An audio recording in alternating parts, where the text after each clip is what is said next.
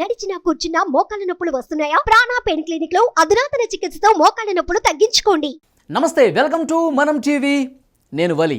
ఇక్కడ మీరు చూస్తున్నారు మాజీ ముఖ్యమంత్రి నారా చంద్రబాబు నాయుడు గారిని వైఎస్ షర్మిల కలిశారు. తన కుమారుడి వివాహ పత్రికను అందజేశారు. రావాలని చెప్పి ఆహ్వానం పలికారు. ఎట్టి పరిస్థితుల్లో తాను వస్తానని చెప్పి మాట ఇచ్చారు. ఆ విషయాన్ని వైఎస్ షర్మిల మీడియా ముఖంగా కూడా తెలియజేశారు. మీడియాతో మాట్లాడుతూ వైఎస్ రాజశేఖర రెడ్డి గారితో చంద్రబాబు గారు ఎలా ఉండేవారు, గతంలో రాజకీయాలు ఏ విధంగా ఉండేవి, రాజకీయాలకు వచ్చిన కొత్తలో స్నేహితులుగా ఉండేవాళ్ళు, ఎదురు కలిసి ఢిల్లీకి వెళ్ళి ఎలాంటి చర్చలు చేశారు, గతంలో రాజకీయాలు ఏ విధంగా ఉండేవి, వీటన్నింటికి సంబంధించి పాత జ్ఞాపకాలను నెమరు వేసుకున్నట్టుగా తెలుస్తోంది. వైఎస్ షర్మిల గారు ఇదే విషయాన్ని చెప్పారు. ఇప్పుడు ఉన్నటువంటి రాజకీయాలకి గతంలో ఉన్నటువంటి రాజకీయాలకి ఎలాంటి వాతావరణం ఉండేది, ఎలాంటి మార్పులు వచ్చాయి, ప్రస్తుతం ఉన్నటువంటి రాజకీయాలకు సంబంధించి కొంత చర్చ చేసినట్టుగా తెలుస్తుంది. ఇలాంటి అనుబంధం, ఇలాంటి వాతావరణం గతంలో బాగుండేది, కానీ ఇప్పుడు పూర్తిగా మారిపోయాయి. రాజకీయాన్ని, వ్యక్తిగతాన్ని మొత్తం కలిపేసి పూర్తి శత్రువులుగా చూస్తున్నటువంటి పరిస్థితి ఉంది. ఇది మంచి పద్ధతి కాదంటూ జగన్ గారి వ్యవహార శైలి కూడా వీరి మధ్య చర్చకు వచ్చినట్టుగా తెలుస్తోంది. పైకి షర్మిల గారు మీడియాతో మాట్లాడుతూ మా మధ్య ఎలాంటి రాజకీయాలకు సంబంధించిన చర్చలు జరగలేదు. ప్రస్తుతానికి సంబంధించి గతంలో రాజశేఖర రెడ్డి గారితో చంద్రబాబు గారు ఎంత స్నేహపూర్వకంగా ఉండేవాళ్ళు, రాజకీయాలకు అతీతంగా ఆ విషయాలను ప్రస్తావించమే తప్ప ఎలాంటి రాజకీయాలకు ఆస్కారం లేదు. రాజకీయ కోణంలో చూడాల్సిన అవసరం కూడా లేదు. ఎందుకంటే నారా లోకేష్కి క్రిస్మస్ కానుకను అందజేశాను. ఆ తర్వాత బీఆర్ఎస్ పార్టీకి సంబంధించిన నాయకులు హరీష్ రావు గారికి, కేటీఆర్ గారికి, కవిత గారికి ఇట్లా వీళ్ళకు కూడా పంపించాను. సో పండగలను, ఈ స్నేహపూర్వక వాతావరణాన్ని ఒక రకంగాను, రాజకీయాలని వేరుగా చూడాల్సిన అవసరం కనిపిస్తుంది. వ్యక్తిగతం, వృత్తిగత జీవితం రెండు వేరు అని చెప్పే ప్రయత్నం చేశారు షర్మిల గారు.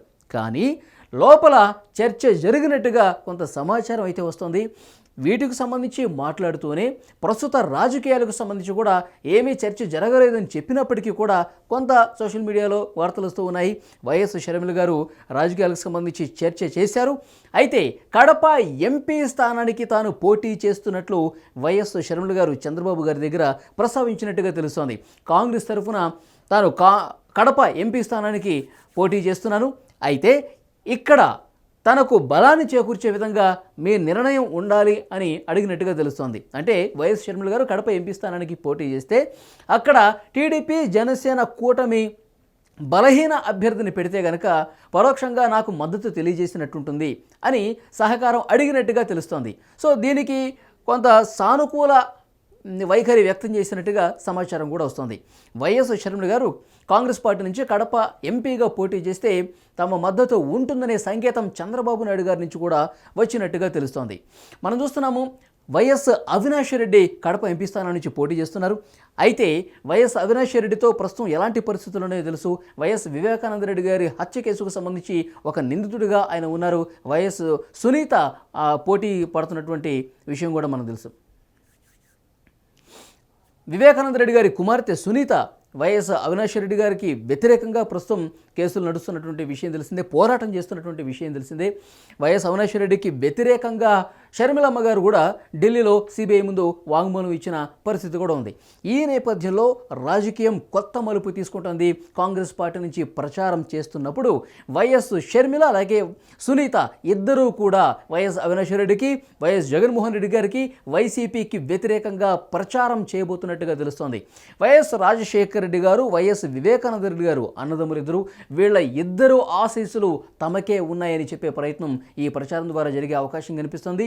దాంతోపాటు వైఎస్ అవినాష్ రెడ్డికి వ్యతిరేకంగా పోరాటం చేస్తున్న సునీత గారు కూడా ప్రచారంలో పాల్గొంటూ, కాంగ్రెస్ పార్టీకి సంబంధించిన ర్యాలీల్లో పాల్గొంటూ ఎట్టి పరిస్థితుల్లో వైఎస్ షర్మిల ఇక్కడ గెలుపొందాల్సినటువంటి అవసరం ఉంది. అవినాష్ రెడ్డికి జగన్మోహన్ రెడ్డి గారు మద్దతు ఇస్తూ ఉన్నారు. ఇది సరైనటువంటి పరిస్థితి కాదు. ఈ వ్యవహారానికి సంబంధించి పూర్తి స్థాయిలో మద్దతు తెలియజేయాల్సిందిగా కాంగ్రెస్ పార్టీకి సంబంధించి ప్రచార కార్యక్రమంలో పాల్గొన్న సందర్భంగా ఈ వ్యవహారాన్ని ప్రస్తావించినట్టుగా తెలుస్తోంది. ఇక దాంతోపాటు మరొక ముఖ్యమైన విషయం ఇక్కడ ప్రస్తావించాలి. వైఎస్ షర్మిల కడప నుంచి పోటీ చేసే క్రమంలో టీడీపీ, జనసేన మద్దతు కూడా పరోక్షంగా షర్మిల గారికి దక్కితే కనుక సానుకూలమైనటువంటి వాతావరణం టీడీపీ, జనసేన కూడా ఉంటుంది. వైఎస్ రాజశేఖర రెడ్డి గారి అభిమానులు కావచ్చు, కాంగ్రెస్ పార్టీ శ్రేణులు కావచ్చు, కొంత సానుభూతి ఉన్నటువంటి వైఎస్ షర్మిల, సునీత పట్ల ఎవరైతే పాత తరం నాయకులు, కార్యకర్తలు ఉన్నారో వాళ్ళందరూ కూడా టీడీపీ, జనసేనకు కొంత ఫేవరబుల్గా ఉండే అవకాశం ఉంది. సో ఈ రకమైనటువంటి వాతావరణం క్రియేట్ చేయాలంటే కనుక వైఎస్ షర్మిలకి మద్దతు తెలియజేసే విషయానికి సంబంధించి కొంత సానుకూలత వ్యక్తం చేసినట్టుగా చంద్రబాబు గారు మనకి సమాచారం వస్తుంది. ఇక దాంతోపాటు ఇక్కడ మీరు ఫోటోలో చూడొచ్చు, ఇవాళ వైఎస్ షర్మిల గారు కలిసినప్పుడు ఎల్లో శారీ కట్టుకున్నారు, పసుపు చీర కట్టుకున్నారు. దీనికి అర్థం పరమార్థం ఏంటంటే టీడీపీ జనసేన కూటమికి మద్దతు తెలియజేస్తున్నాను, ముఖ్యంగా తెలుగుదేశం పార్టీ ప్రభుత్వం ఏర్పాటు కావాలి, దానికి సంకేతంగానే పసుపు చీర కట్టుకున్నారు వైఎస్ షర్మిల అని చెప్పి సోషల్ మీడియాలో విస్తృతంగా ప్రచారం అయితే జరుగుతోంది. సో ఈ నేపథ్యంలో ఇవన్నీ బేరేజీ వేసుకుంటే డెఫినెట్గా టీడీపీ జనసేన కూటమికి షర్మిల గారు మద్దతు ఉంది. ఇప్పటికిప్పుడు కాంగ్రెస్ పార్టీ బలపడిపోయి కాంగ్రెస్ పార్టీ అధికారంలోకి వచ్చే పరిస్థితి లేదు కాబట్టి ఎట్టి పరిస్థితుల్లో జగన్మోహన్ రెడ్డి గారి ప్రభుత్వం పడిపోవాలి, జగన్మోహన్ రెడ్డి గారు గెలవకూడదు, మమ్మల్ని మా ఇద్దరిని కూడా నైతికంగా వ్యక్తిగతంగా రాజకీయంగా ఇబ్బంది పెట్టారు వైఎస్ అవినాష్ రెడ్డి గారు, వైఎస్ జగన్మోహన్ రెడ్డి గారు. కాబట్టి కుటుంబంలో ఒక చీరకు తీసుకొచ్చే ప్రయత్నం చేశారు, వైఎస్ ఫ్యామిలీని రెండుగా చీలేలా ప్రయత్నం చేసినటువంటి అన్న జగన్మోహన్ రెడ్డి ఈసారి ఎలాగైనా దెబ్బ కొట్టాలి, మమ్మల్ని క్షోభకు గురి చేసినటువంటి జగన్మోహన్ రెడ్డి గారు ఈసారి ఓడిపోవాలని కృతనిశ్చయంతో పట్టుదలతో ఇద్దరూ కలిసి ప్రచారం చేసే అవకాశం ఉన్నట్టుగా తెలుస్తుంది. షర్మిలమ్మ అలాగే సునీత గారు ఇద్దరు కూడా ప్రచారం చేస్తారు. అవసరమైతే టీడీపీ జనసేన కూడా మద్దతు తెలియజేసే విషయానికి సంబంధించి ఆలోచన కూడా చేయొచ్చని ప్రచారం జరుగుతుంది. సో ఇవాళ ఒక కీలక పరిణామంగా చెప్పాలి, చంద్రబాబు గారిని కలిశారు వైఎస్ షర్మిల, పసుపు శారీలో కలిశారు, ఒక సంకేతం పంపించారు టీడీపీకి తన మద్దతు ఉంటుంది, జగన్మోహన్ రెడ్డి గారిని ఓడించాలంటే టీడీపీ జనసేన బలపడాలి, టీడీపీ జనసేన అధికారంలోకి రావాలి, ఇటు రాష్ట్రం కూడా బాగుపడుతుంది, దాంతోపాటు తాముకు ఏదైతే అన్యాయం జరిగిందో కొంత మాకు కూడా న్యాయం జరిగే పరిస్థితి ఉంటుందని షర్మిల గారు భావిస్తున్నారు. కనుకే కడప ఎంపీ స్థానం నుంచి వైఎస్ షర్మిల గారు పోటీ చేస్తే తమ మద్దతు ఇవ్వాల్సిందిగా ఇవాల్టి భేటీలో మాట్లాడినట్టుగా తెలుస్తుంది. బయటకు వచ్చారు, మీడియాతో మాట్లాడారు, గత అనుభవాల్ని చంద్రబాబు గారు గుర్తు చేసుకున్నారు, రాజశేఖర రెడ్డి గారితో ఉన్నటువంటి అనుబంధాన్ని గుర్తు చేసుకున్నారు. అయినప్పటికీ కూడా రాజకీయాలేమీ చర్చకు రాలేదని చెప్పినప్పటికీ కూడా ఈ విధమైనటువంటి చర్చ జరిగింది. కడప ఎంపీగా పోటీ చేస్తే వెంటనే తెలుగుదేశం పార్టీ జనసేన ఈ రెండు పార్టీలు కూడా ఈ విషయానికి సంబంధించి నా అభ్యర్థులను పరిగణలోకి తీసుకోండి, నాకు మద్దతు తెలియజేసే విషయానికి సంబంధించి నా విషయాన్ని నేను ఏదైతే అభ్యర్థించానో దాన్ని పరిగణలోకి తీసుకొని ఒక మంచి నిర్ణయం తీసుకోండి అని అడిగినట్టుగా తెలుస్తుంది. కొంత సానుకూలత వ్యక్తం చేసినట్టుగా మనకి ఇన్ఫర్మేషన్ అయితే వస్తుంది.